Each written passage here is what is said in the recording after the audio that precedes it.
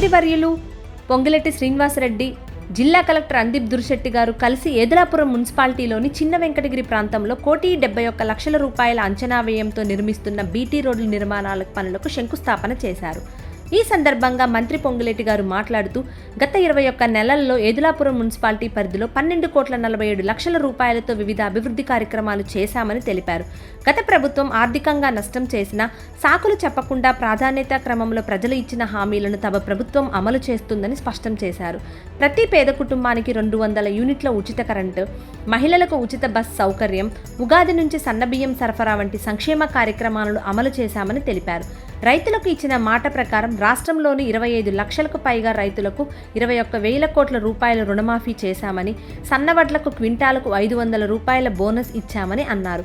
గడిచిన ప్రభుత్వం హయాంలో 2 పడక గదుల ఇండ్లు పేరిట ప్రజలు చిరకాల కోరికను విస్మరించారని, ఇందిరమ్మ రాజ్యంలో మొదటి సంవత్సరంలోనే ప్రతి అసెంబ్లీ నియోజకవర్గానికి 3,500 చొప్పున మొత్తం 4,50,000 ఇందిరమ్మ ఇళ్లు మంజూరు చేశామని తెలిపారు.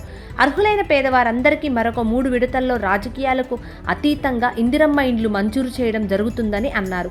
అంతకుముందు జిల్లా కలెక్టర్ అందీప్ దుర్శెట్టి గారు మాట్లాడుతూ మంత్రి సహకారంతో ఏదులాపురం మున్సిపాలిటీలో అదనపు నిధులు మంజూరు చేసుకుంటూ అదనపు సౌకర్యాలైన డ్రైనేజ్, త్రాగునీరు, అంతర్గత రోడ్ల కల్పన చర్యలు తీసుకుంటామని తెలిపారు.